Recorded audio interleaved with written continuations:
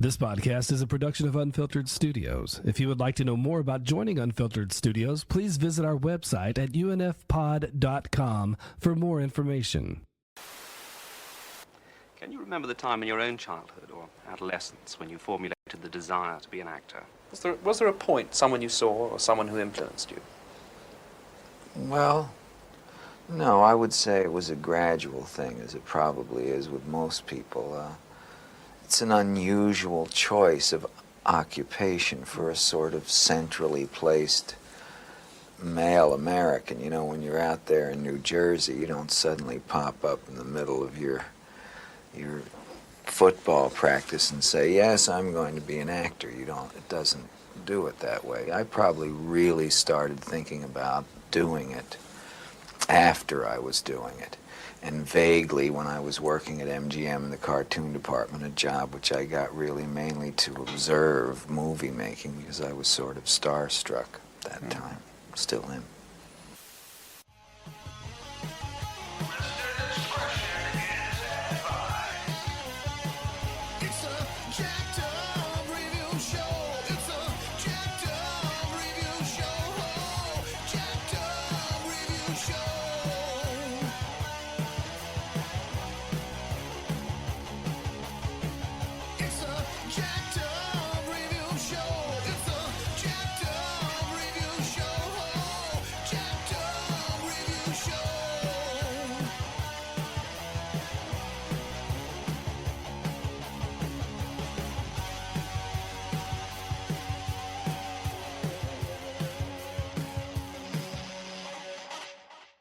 Well, welcome everybody. We got so many great guests. You know, Oreo's returning with our usual suspects, but we also got great interviewer himself, Jimmy Carter.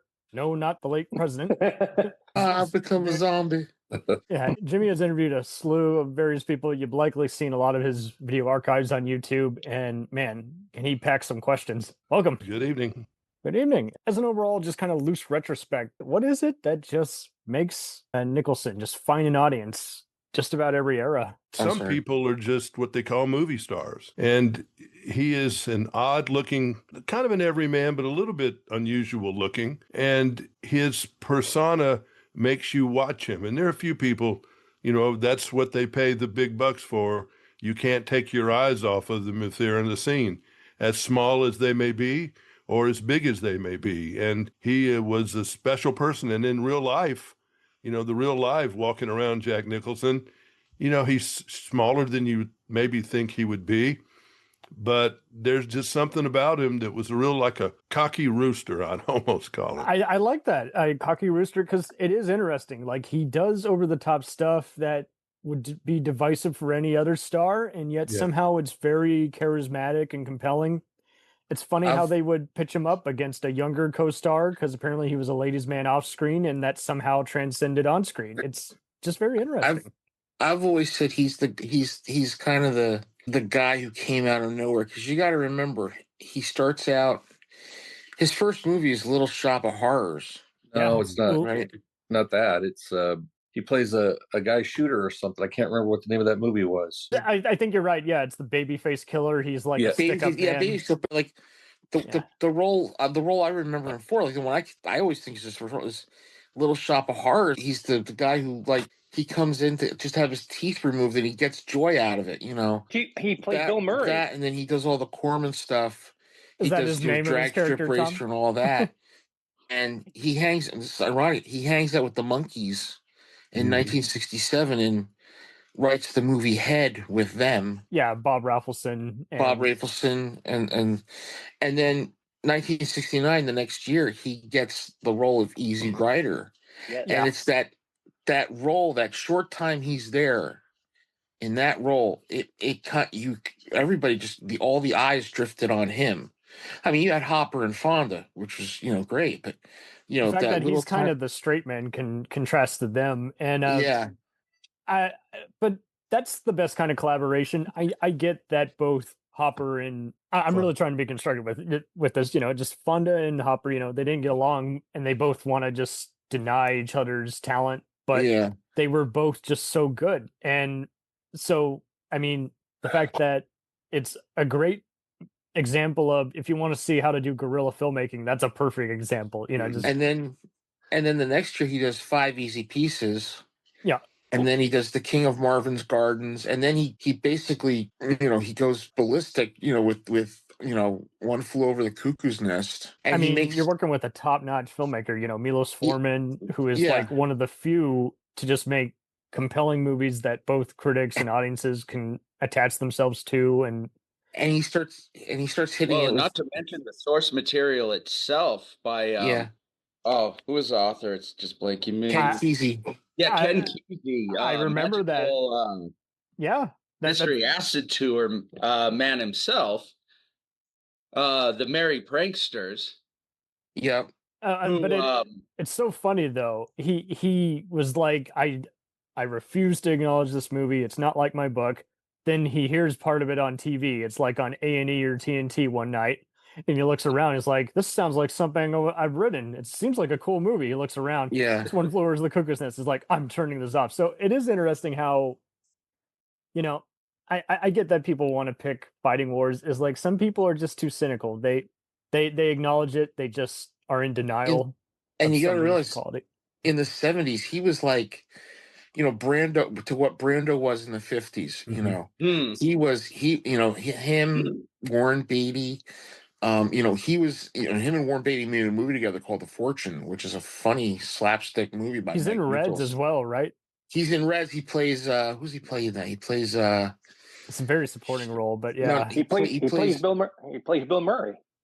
Well, they were all neighbors, Brando. Scott Fitzgerald. Oh, okay. Jeez, Tom, pulling my leg. And they were all friends. They all not like, I don't think there's that many actors that I know of today that are really that friends. And Brando, Warren Beatty, Jack Nicholson all lived on Mulholland for a while. Yeah. Yeah, right after and they all both were having money. They both were, leading men, all three different people. But that would have been an interesting neighborhood to run around. I first saw Jack Nicholson. I know he had those other movies, but they wasn't on my radar screen as a young person. First time I remember seeing him was in The Last Detail. Nope. Oh, that's a strange movie, but it really great movie to watch. He gets to act a lot. Some movies you're kind of just there, but he gets to act. That's the one with Randy Quaid, playing a real person as opposed to a character. Yep. Oh, and these constant collaborations, and even just these one-offs. Just everybody. You go from the Corman Factory, then the Bob Raffleson, then you become the Mike Nichols sweetheart, then to work multiple times with Rob Reiner and Robert Town, and then Polanski, Chinatown. Yeah. And trust me, we'll get to that. But like, it's just interesting how it really is just fascinating. He just charms people on set as well as on screen. It's just an absolute rarity. And I would have loved to have been a fly on the wall when he did Going South. With, Mary Steenburgen and John Belushi. Holy shit! I can imagine Lloyd, Belushi don't hanging out with each other. Yeah. Yeah, well, and it's just a fun kind of tale. It's like, well, let me come up with this wacky Western fugitive premise, and lights, camera, action. Let's do it. It's just look at the range. Actors can pull off the football helmet and Easy Rider and still come off credible too. He pulled it off. Sorry, Jim. I'm saying that if you look at the range, Tom Hanks has a range, and he certainly played within from Forrest Gump to Philadelphia isn't interesting, but it's this far apart. I mean, you're talking about a guy that goes and plays Hoffa, for example, which is a really hell of a movie. I don't think it did very well, but it was a really, really great film. And then you got people scared of him because of A Few Good Men. Right. I mean, that was a scary character, but he was a real character, but he was scary. Jack Nicholson just had so much range, which is so impressive. I mean, Gregory Peck, all these people can't, even Brando, they don't have the range. I can't think of anybody that's almost done as many different kinds of movies as Jack Nicholson has. Well, no, that's an absolute perfect point. I'll let Gil get to that. But like, men. Well, well, yeah, absolutely. Because like, we could bring up De Niro, but he doesn't cry, and we could bring up Tom Hanks, but he can't do some of these other crazy voices and gritty personas. It is interesting how with all the people we do love, they still have some limitation. Like, Morgan Freeman and Michael Caine are notorious for they can't do accents. We love them, but they can't do accents. They can't do Nigerian or Texan or whatever they attempt in some of their good or bad movies. But yeah, Nicholson, he will just, even when you think you're about to see more of his playboy nature or just over the top snob, he will still take you in a totally different direction. Look how crazy Schmidt. He can get. He can get absolutely insane. I mean, and I can't think of a lot of actors that can. Yeah, there are people that for the moment, I can think of several, but not to have that kind of career that goes, from. He became a character of himself in The Witches of Eastwick, which was a commercial film. He plays Jack Nicholson. Really, he's the devil, and that's kind of who people thought he was. A lot of times. I don't know how much acting he had to do to make that happen, but he was he makes it look easy too. Yeah. Fulfills his wife's thoughts about him. Because when they went on a psychedelic trip, she dreamed of him as a devil. I think the thing I've always loved is when he did 5 Easy Pieces, he met his wife Susan Apsnash on that movie. And then I think was he married? I keep thinking, was he married to Shirley Knight at one time? Yeah, I think that's who it was for 5 years. Yep. Yeah, and they did As Good as It Gets together. Jeez. Where she plays Helen Hunt's mom. Yeah. So it'd be Shirley Knight and the Trips. Yeah. And I was just thinking he admired Brando. Oh, yeah. Like a lot of actors in his generation, they admired Brando.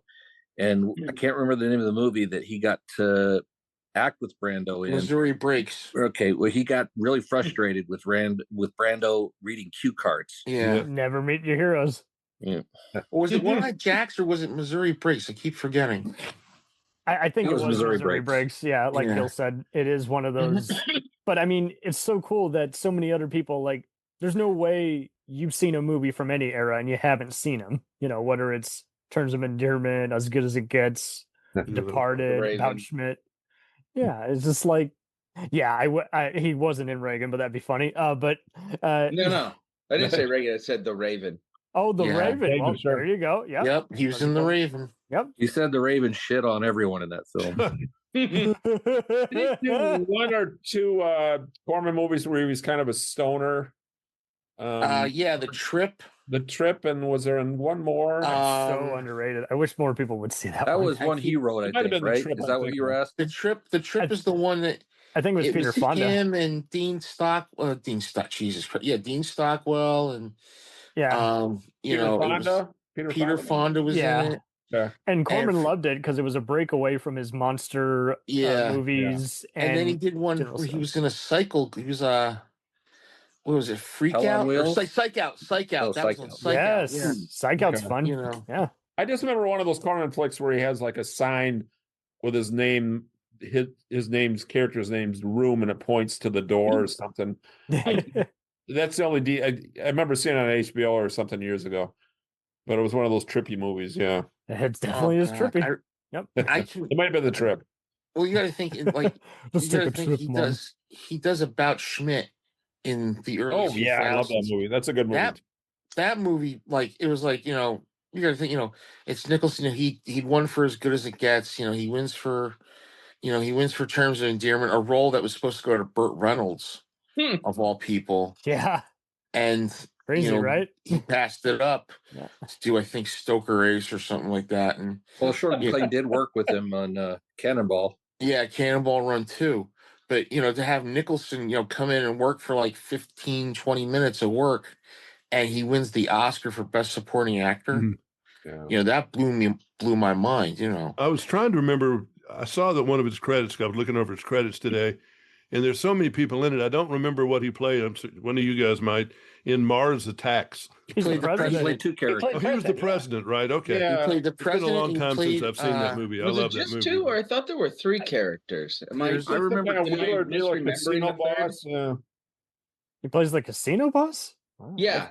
There was the casino boss, there was the president, and then wasn't there a nobody character? Maybe it seemed like there was something like weird an like everybody character. I love that movie. We must strike now, Mr. President. Well, the time is right. Kill. Shut up. Yeah. He could have pulled off playing one of the Martians, Yeah. But you have to make money for your bosses, and to do a movie that he did that I don't think people thought it was going to be a big deal. But I just remember going to it, and it was The Bucket List.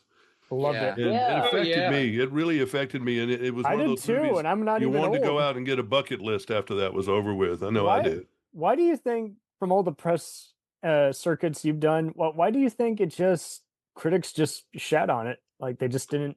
Oh, well, I got a whole deal on that. Critics review their movies for other critics.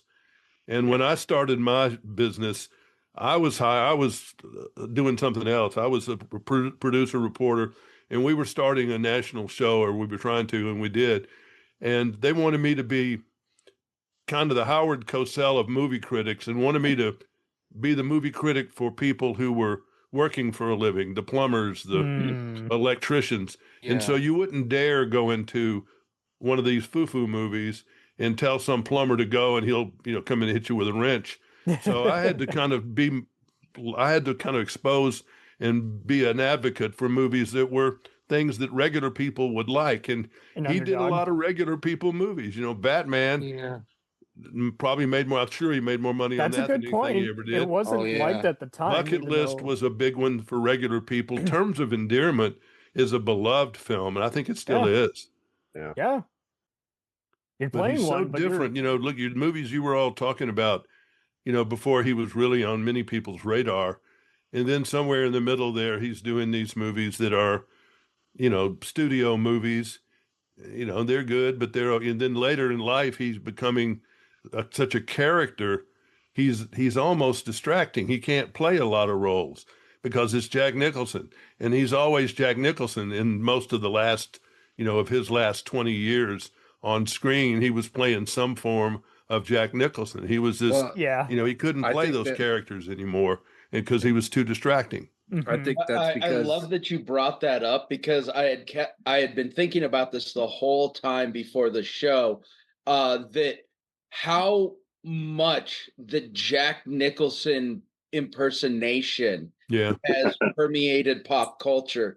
That through part what two can I say? of I like the going to Laker games. late 80s and early 90s, you would have characters whose whole personality and character would just be a Jack Nicholson, a bad Jack Nicholson impersonation. That's Christian Slater. Pops up on a Seinfeld. You're right. Oh my God, you had to bring up Christian Slater.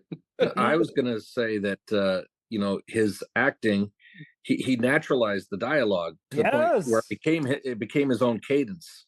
And it was a natural way he delivered the dialogue. And then Nicolas Cage came along and made it better. Oh yeah, but no, that's true. He really does emulate him when you think about it. That's one that he's in there in the range of a Jack Nicholson. He really has been. Totally.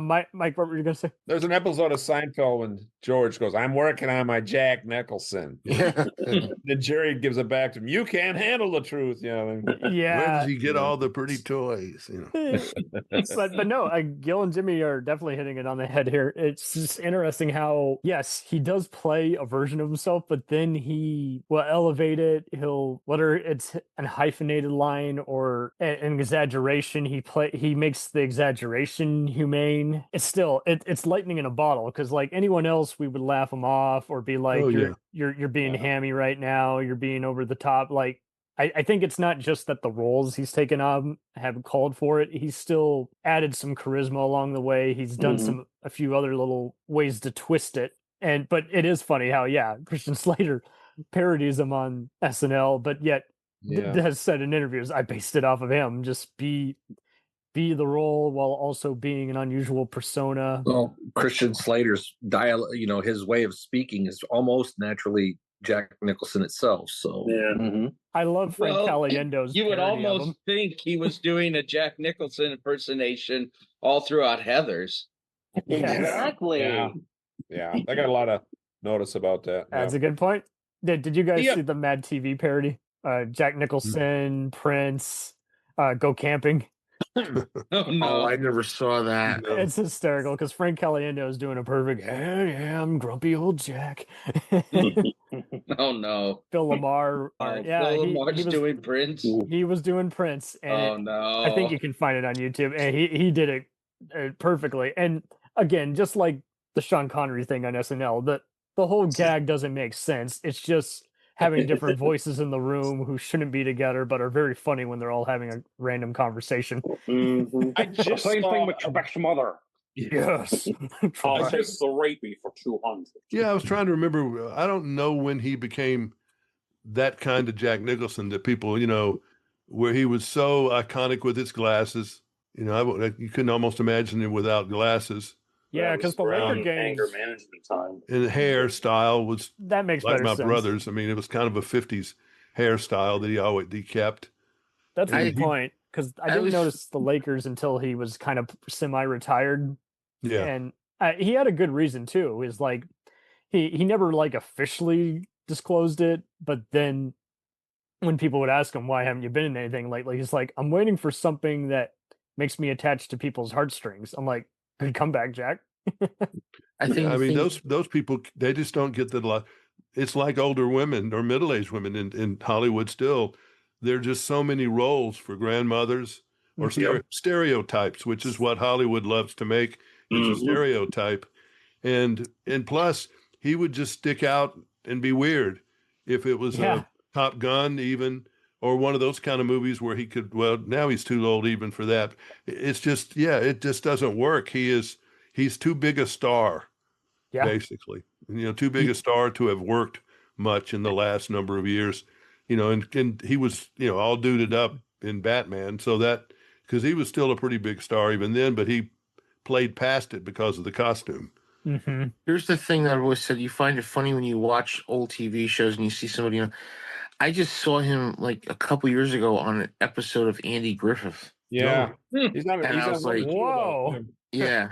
And I was joking around with my father-in-law. I said, "You think that guy went anywhere after this? After he played on Andy Griffith, But I think that's the thing that gets me is like, I mean, I've watched a lot of his movies, and the only thing I can say is like every time he's done something, he never went into a parody of himself. That's the one thing. Good point. He never did that. I mean, I can remember him doing some people, they do get like, I hate to say it, Brando became a parody of himself, with some of the stuff that he did. But later with Nicholson, he was always like, okay, it's Nicholson. Like when he did Batman, I was like, okay, that up until Heath Ledger, that's a Joker. That's a good Joker, Yeah, you have to take into consideration too that was the first live action Joker that most people would have seen.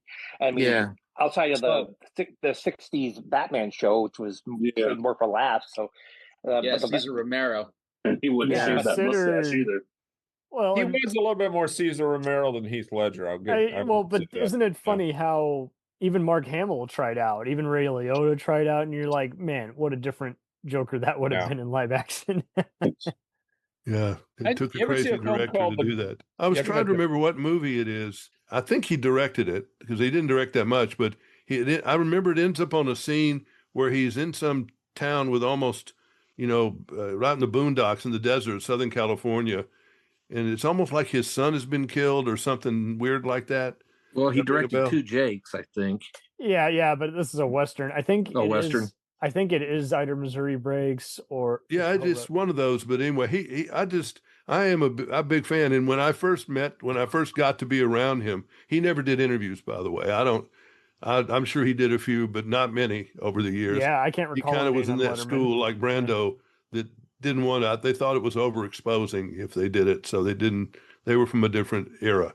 But I did Warren Beatty, and he was somewhat that way, but he was pushing something. But the shooting and Rider and the Whirlwind were interesting because they're both totally different westerns, but they're done back to back.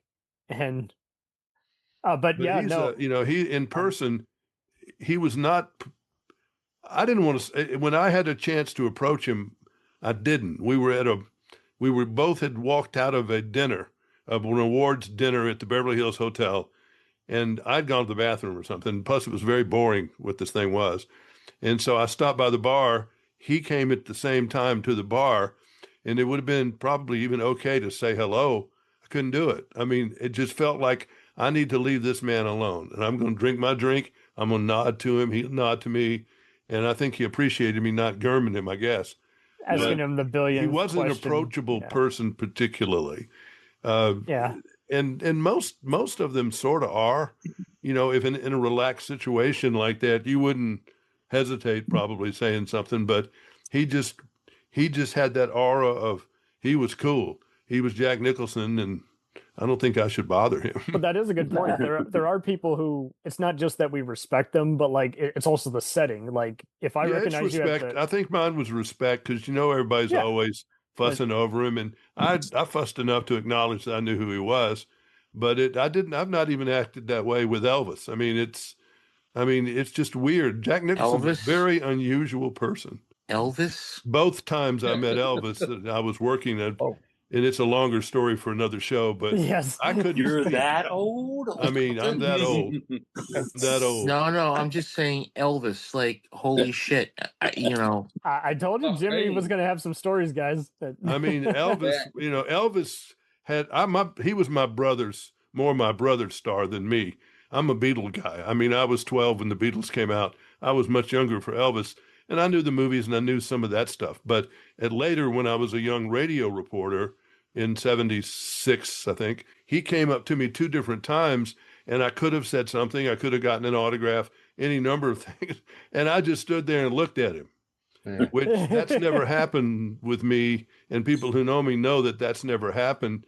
And it happened to me twice with Elvis, twice. And I just couldn't I don't know what it was, but that man had charisma. Jack had, and that must have been sad that you see him at the end of his career like that, Well, he looked pretty good until the really end. What you see on the Elvis stuff, the last 6 months is when he blew up looking terrible. Last year he looked still sort of pretty good in person, but he looked like hell the last few months. This is like 2 years. I think an Elvis label would be appropriate for Jack, though.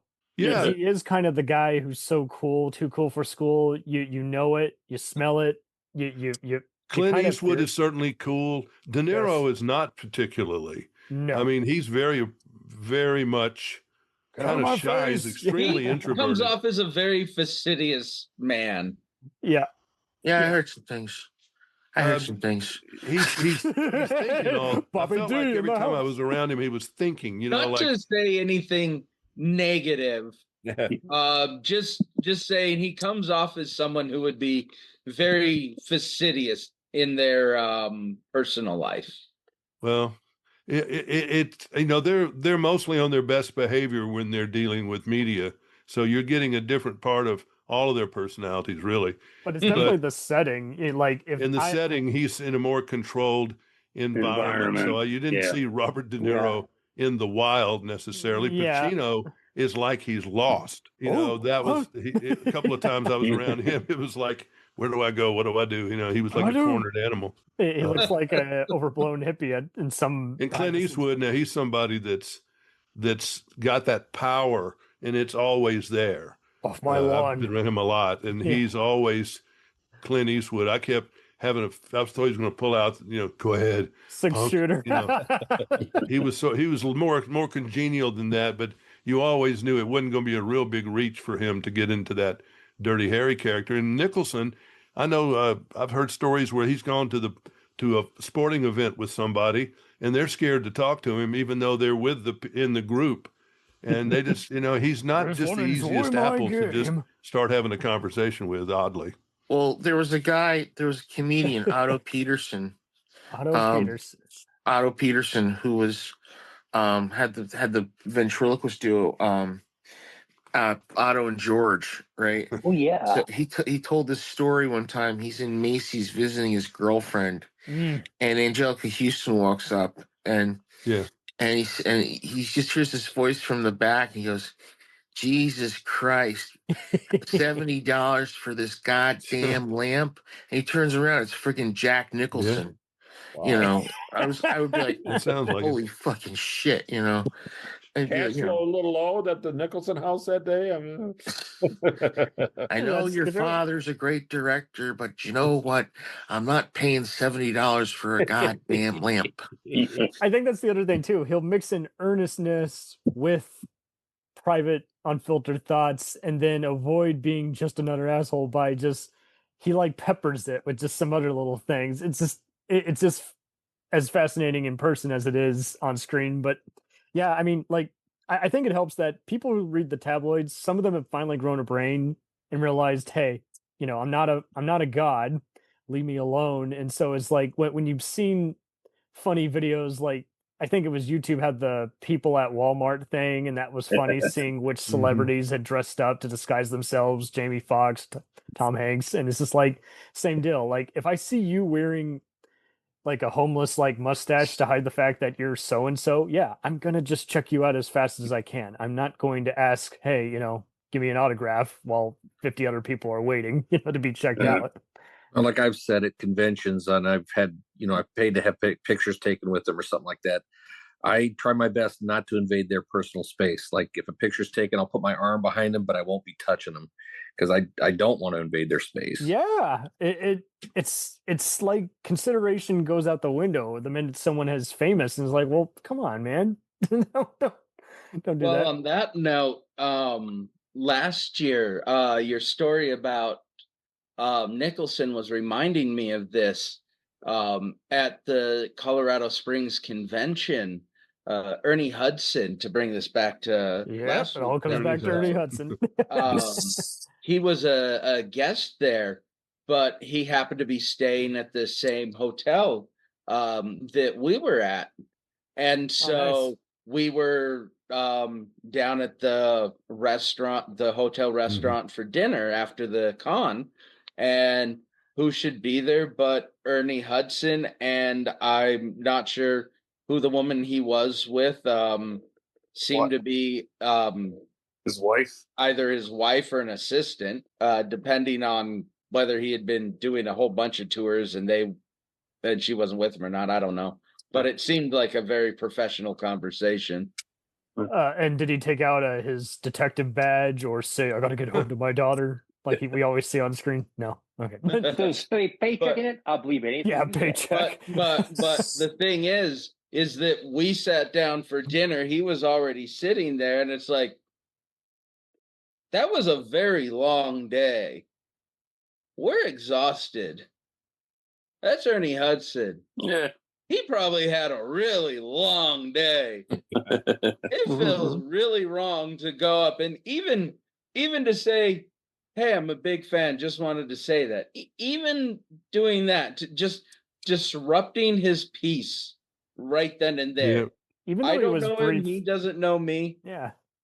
Just going to let him be. He was briefly in the Marine Corps, but he got discharged after 3 months because he had asthma. But it is interesting how he still has that kind of trooper mentality. And I think Nicholson has a bit of that too.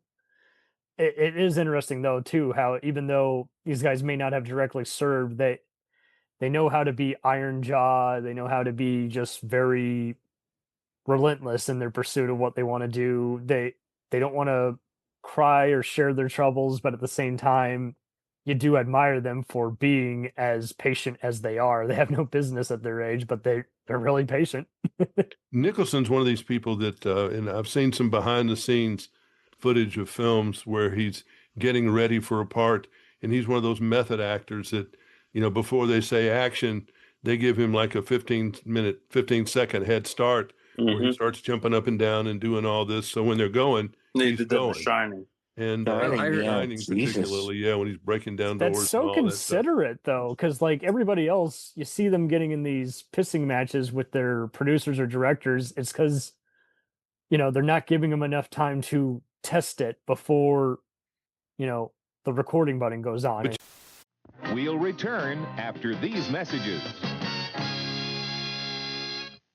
If you like small-town mystery, crazy news, and wild history, then the Florida Men on Florida Man podcast is for you. Each week, Josh Mills and Wayne McCarty bring you the absolute best Florida has to offer. So if you're looking for a show that's safe for the family, but funny enough to help you escape everyday life, then listen to the Florida Men on Florida Man podcast. That's Florida Men, plural, on Florida Man podcast. Do you ever find yourself thinking about who would win in a fight between Goku and Superman? Hi, I'm James Gavsey, and on the Who Would Win show, me and my co-host Ray ignore anything important happening in the outside world and debate fictional battles between characters from comics, movies, and video games. We got a new show every week, and almost always am I the winner. Yeah, not true, Ray. In the past, we've discussed such matches as Captain America versus Darth Vader, Solid Snake versus the Iron Giant, classic matchups like RoboCop versus Terminator, and even the Muppets versus Sesame Street. That one was crazy. So if you're a fan of geek culture and love a spirited debate, check out the Who Would Win show wherever you get your podcasts, or check us out at whowouldwinshow.com. If you look at this movie, like, for example, it's the 50th anniversary this year of One Flew Over the Cuckoo's Nest. And that is such a well-acted film and well everything. It deserved the Academy Awards that it got, from Louis Fletcher to everything in between. But Nicholson, that might have been the movie that really, really, took him to the next level. But again, it's like Jim Carrey or something. You don't need that kind of part. You can't put that so much on your resume reel because it's so far out here in this direction. So what can you do in here? We don't need that, in this direction. So that's true. You look at, maybe he got these variety of films because they really didn't know exactly what to do with him, or didn't know, really what he could do. And it was a surprise, probably as much to the directors sometimes what they got or what they were glad they got. Well, yeah, maybe they were just looking for that wildness to just kind of pop into their movie. It was a bit of that. Yeah. Mike brought up Blood and Wine, and I actually think it's an effective noir. Most people are going to go, oh yeah, the movie with Michael Caine, Stephen Dorff, and J-Lo is like, Nicholson's the main guy anchoring it because he's almost borderline Tony Soprano. And this is before that, like, he's really good at just getting an atypical premise. Is like, his name will sell it. People know that he doesn't play it safe. But at the same time, like, any movie that didn't take off exactly, it's just like Gil was hitting on, is like, you do forget how much he has done. And there are some where you're like, I should see that again. I'm not sure if I saw that or not. There's one movie where we're skipping over that I think he really was unbelievable in, and that's The Departed.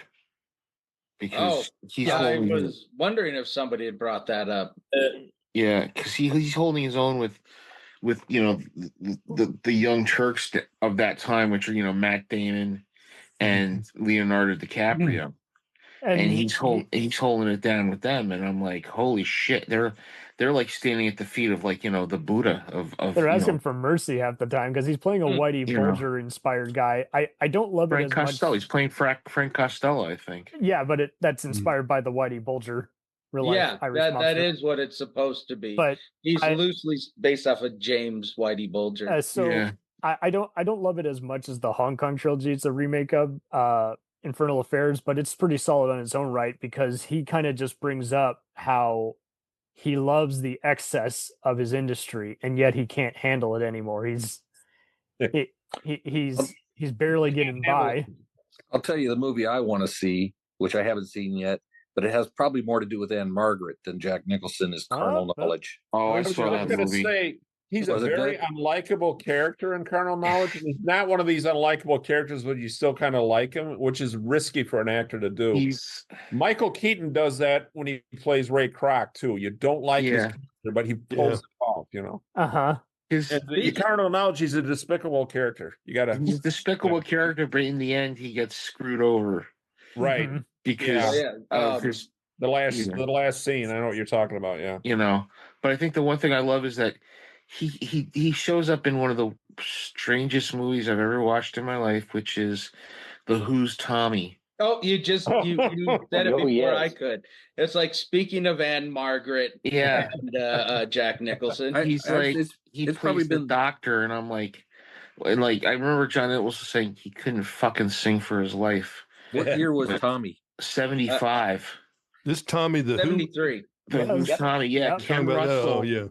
Ken Russell and that was a weird movie. Robert Stigwood had Robert Stigwood had said, all right, we're going to make a movie of Tommy, and he brought in Ken Russell. And of course, Ken Russell had done, The Boyfriend and The Devils and, all, he's going to do Wagner, he did all these movies. And he's known for his excess, he does Tommy. And I think the one thing that cracks me up is when you read about it, the movie was nominated for an Oscar, I think, for something. I think that movie also had Anne Margaret, right? And it had Anne Margaret in it. Tina Turner, I think, too. Tina Turner was in there as the Oh, wow. Oliver Elton, I can't remember who all was in it. A lot of famous people. Okay, so Elton John, Oliver Elton John was Reed a pinball wizard. Pinball wizard. As the pinball wizard, Eric Clapton, Arthur Brown, who you might remember from Eric Crazy Clapton World of Arthur was Brown. the preacher. Does Ringo show up? Ringo Starr show up in that too? No. That's there wasn't any Beatles in it. Okay. Oddly enough, it was Pete Best. Yeah, Keith Moon was in it playing Uncle Ernie. And they did some interesting things with his character that reflecting more Pete Townsend than anything. Well, See, that's one of those things that he did probably as a favor and probably got paid okay, but not very much. Yeah, he probably was just all right, bring Nicholson. Like Mars Attacks, he did a little more in that. But what was that one he did for a television set? There was one that he did, and his only payment was a television set. I read about it, but I can't remember the movie. That's a hell of a deal. You guys know the history of Jack Nicholson between his sister and his mother? No. Oh yeah, I've heard about that. He didn't know his sister turned out to be his mother, and his mother turned out to be his grandmother. Yeah, and a Jerry Springer episode was born. Yeah, and it made me, I'm embarrassment. It's better. It made me think of Chinatown when Faye Dunaway was sitting there going, "My sister, she's getting slapped." And she's my sister. She's my daughter. She's my sister. Now the original Maury. She's the original DC storyline. It was Joe Chill that killed Bruce Wayne's parents. Christopher Nolan, I believe, brought that back. Yeah. He's in Begins. He's the creepy guy at the beginning. But yeah, I'm still kind of sad for Nicholson a bit just because of the reports of his dementia.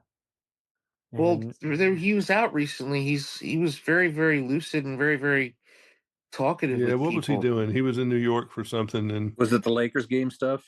No. Well, he was at the Lakers games. So as a backtrack, when did you guys become aware of that? Because I definitely only knew about it a little because Weird Al would parody it in his songs. There'd be a People magazine article running it. It seemed like it was post 07. I've got to say, I've known about that for at least 10 years, maybe longer. Wasn't Spike Lee at one of them as well? He would show up with other famous people, and you're like, man, is there any famous person who's not at this Lakers game? I think that was even in the movie Anger Management too. Oh yeah. Yeah, that might have been where it started, 03, and then it became a regular. I knew he was at the Lakers he was going to Laker games in '88 because I used to watch the NBA all the time when I was younger, and I would watch the NBA Finals all the time. And I remember the one year the Lakers played the Celtics, and the Celtics got beat by the Lakers, and I was like, "Oh, Nicholson's there, and there's Diane Cannon, and there's some other people I don't know, but they put in Nicholson. He's 88 now. Wow. Yeah. That's getting on up there. Yeah. And they say his career was active to 2010. So basically 15 years he hadn't done, anything that we would know. Yeah, it was about. a Christmas holiday movie no one saw. It was a movie with Paul Rudd. Was it any good? Because I never saw it. I haven't seen it either, but I think I saw it and I just sped through it. It wasn't very interesting, but he was the best part. And I'm but he went out on a pretty good note. He just kept doing. He was critic proof. He just kept doing movies that audiences still wanted to see. And he has just so many performances to just analyze. It's just I know he was at the 40th or 45th anniversary of Saturday Night Live, and he I think so, yeah. That's right. He was in the audience, and you saw him right. That's what he was in New York for. We saw him for. Okay. But he was just kind of there. And they referred to Jack, being over there, and he was kind of, doing his thing, but he wasn't really He didn't interact with he didn't. I think it Yeah. was just the 50th. I think it was just this year. Yeah, it was just not this year. long ago. Yeah. Okay. I did see that. Mentioned his range. About the only other person I can think of off the top of my head that nobody's mentioned, but I think is a really close parallel, Peter Sellers. Yeah. Yeah. Fair enough. Yeah. Yeah. 'Cause Sellers is definitely Interesting. one of those. He does kind of different sociopathic or trickster kind of roles, and you're like, And basically, he's playing variations of himself. yeah, he's a very naughty most man of his behind the scenes. characterizations are usually pretty Yeah. mellow. Yeah, and if you think about it too, like he does Clouseau, for those 4 or 5 movies Then for Kubrick, then all these other. Four and a he was half. in Casino Royale. I think. Yeah, right. You're in a James he was Bond James parody. Bond, I guess. In Yeah. the One of the alternate 5, James yeah. Bond universe. Yeah. Everybody in that movie was James Bond. Yeah. Right. Even Woody Allen, yeah. It was an I'm Spartacus moment. In his Yeah. own mind. I think the thing what we got to see with Peter Sellers though is that unlike Nicholson, who had maybe a couple of films that were, there was a patch where Peter Sellers did not do well. After A Shot in the Dark. Because remember he was one of the those. Party. He took a while to divorce himself from Blake Edwards, and then he got. Then he had to come again. back again, so he had to So then he does where he does the Magic Christian, I Love You, Alice B. Toklas, Where Does It Hurt, Soft Beds. He does all these kind of comedies there's a girl in my soup and all these, and it kind of and he's like, how would you like to do another Pink Panther movie? And him and Edwards are kind of like, I don't know, and they thought about that. they thought of a script and it was like, oh, okay, this might work, but that's where the famous story comes, is where they were doing He was kind of like Bill Murray. If he didn't like you, he wasn't going to let you boss him around very easily. It wasn't personal. Yeah. Well, I was very much like Mike Myers. Yeah. I But think if you look at, to wrap things up, I'm thinking of all these. First of all, Hollywood doesn't make a diverse number of movies anymore. No. That are factory movies. They don't do big movies. They do. There are people that do some art films here and there, but mostly it's cartoon characters and and comic books and stuff that they're safe on. So it's hard to be a Jack Nicholson today. You don't get that. You don't get that opportunity. And he came along, after the Jimmy Cagneys and Cary Grants and all those people were sort of wooden Indians. I mean, they played some different parts and they were movie stars, but they weren't in something like a Nicholson, who was basically kind of a hippie, I think. He's definitely a hippie. He was a hippie, in the days of Easy Rider. And I think he was early in the marijuana world before a lot of people. I think that's why he was just He could have been in Reefer Madness, probably. I did hear. At least, but it's just you don't get a chance to be Jack Nicholson anymore. No, and Jack is just at 88. Boy, when you look at these movies, it just makes you go wow, because he was truly a movie star that that Hollywood took a lot of chances on with a lot of money, over the years, but mostly he did good, particularly when he was having his real reign. And you just have to look at his work and go, wow. And there just aren't that many people you're going to go wow about, really. Least we forget he did a movie with Barbara Streisand called On a Clear Day You Can See Forever. He played her brother. And I'm like, can you imagine it? I got to play Barbara Streisand. What's she going to do? He played an astronaut, in terms of endearment. I think that was his role. And he was sort of a, like a Gus Grissom kind of a character, maybe, and Alan Shepard, somebody like that. But he could, because he was younger and he had a little bit more malleability. But as he got older, he was so Jack Nicholson. That's pretty much it. Jack Nicholson roles. We'll write this for you. This should be a Jack Nicholson movie. Because he's basically, the drugs are making him chill while he is still following some of the Komislavsky and Cagney methods of acting. So I'd heard that in Easy Rider, there's a scene in a campfire, I think, where him and Peter Fonda were smoking a lot of marijuana. Yes, like a lot of marijuana. Yeah, just say a trillion. And that's the scene he gets really noted for and got his stardom from. Well, I think that's just it too, because he never acted like, I don't see what people see in me. I think he liked the attention as much as, I'm just going to keep doing what I do. I know I'm awesome. That's why I'm going to do what I do. Well, being raised mostly by women, and being the only male in the family pretty much. I think that's just it too, because he was a gentleman. I never heard anything of. No, I never heard I'm gonna trip you. And, never. I think that's just it too. Like guys wanted to be him. They're like, wow, why is he so charismatic and charming? I gotta be cool like him. I think my favorite quote of his though is, "My mother never saw the irony in calling me a son of a bitch." That's a good Jack. You just can't think of anybody that's like that. It's just his character. It's crazy.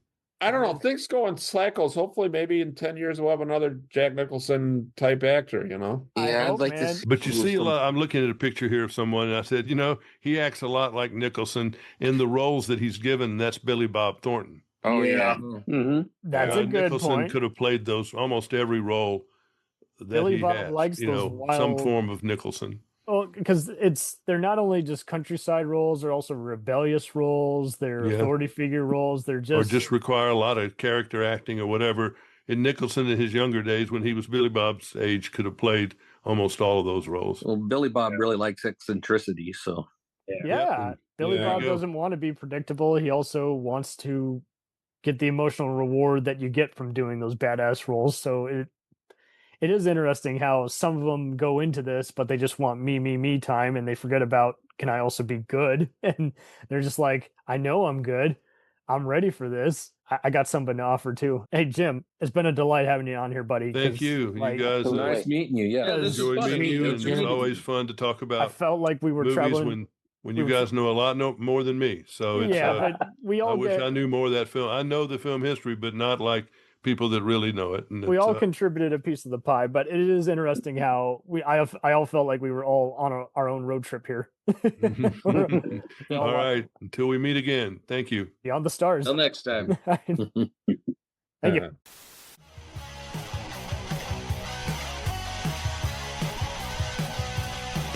Follow us on the web on Facebook, Twitter, and Instagram. The podcast is available on Podbean, Spotify, iHeartRadio, Anchor, Apple, and anywhere else podcasts are available. Feel free to review our show and leave comments on any of those sites. Thanks a million for listening. It's a Jacked Up